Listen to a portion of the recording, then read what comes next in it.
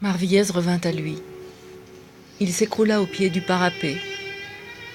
Le bruit de son corps lui parvint aussitôt comme la manifestation d'une ténacité absurde. Le retour de l'instinct. Il leva péniblement la tête, avec des yeux de marionnette, et discerna, malgré l'averse, la luminosité fiévreuse et une générale impression de saleté, la présence d'un petit visage, apeuré, qui se penchait vers lui. Comme une brume blanche, il s'élevait au-dessus de lui dans la perspective en contre-plongée qu'il avait depuis le pont, où il demeurait affalé, avec le volume des étages supérieurs de quelques immeubles du boulevard situés en arrière-plan, un peu plus loin, et, prêt à fondre sur cette clarté inespérée, un ciel de Cambouis. Le vent le gifla.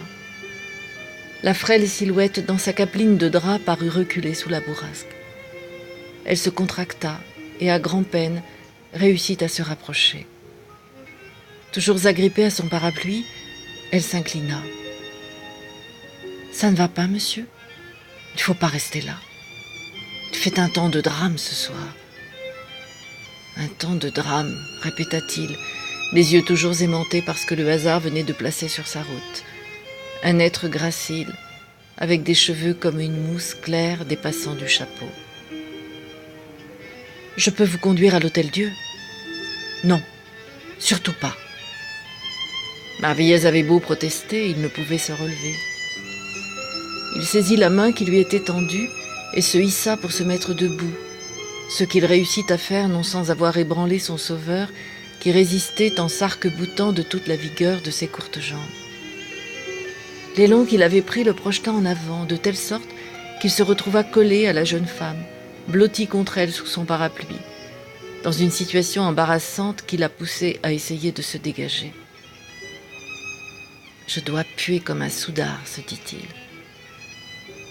C'est dans ce mouvement de recul, dans l'éclat timide et argenté de ses yeux que, tel un revenant retrouvant son image, il devina l'énergumène entre deux âges qu'il était devenu, crasseux et voûté, le vagabond qui depuis des mois battait le pavé. «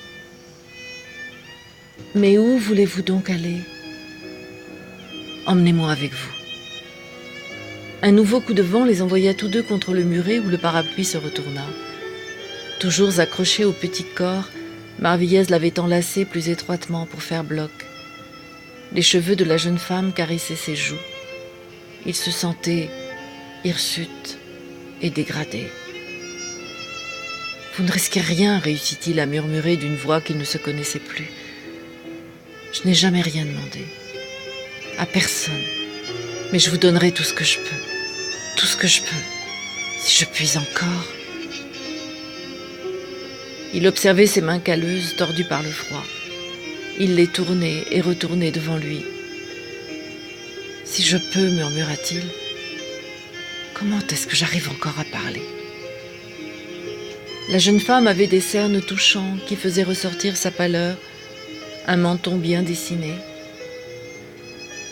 Mais, ajouta-t-il après une pause, car elle le foudroyait d'un regard méfiant, le front têtu sous son haleine, « Vraiment, ce n'est pas grave, si vous ne voulez pas. » Il baissa de nouveau la tête vers le fleuve, vers ses eaux, toujours agitées, mais opaques maintenant, avec une pensée fugitive pour toutes les vérités qu'elle renfermait et qui l'attendaient encore. La jeune femme s'écarta et, bizarrement, le prit par le bras d'un geste ferme. « J'habite un petit garni derrière la fontaine Saint-Michel. Je crois bien qu'il y a un vieux sofa dans le grenier. Quelques jours seulement. La propriétaire... Enfin, je veux bien tenter. » Un vieux sofa, enchaîna-t-il aussitôt avec un vague sourire.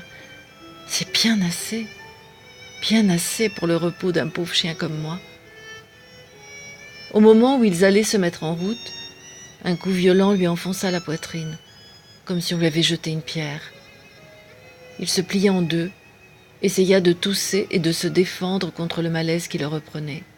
« L'Hôtel-Dieu, répéta-t-elle avec insistance, si vous avez le courage d'aller jusque-là. » Mais il s'opposa de nouveau, rien qu'avec l'expression de désarroi qui sortait massivement de lui, ravageant son teint et lui faisant un masque difforme, le même qui s'était rendu maître de ses traits depuis que sa disgrâce l'avait jeté à la rue. « Non, vous ne voulez pas? Mais de quoi avez-vous peur? Emmenez-moi loin de là, je vous en prie. J'irai n'importe où. Sauvez-moi. »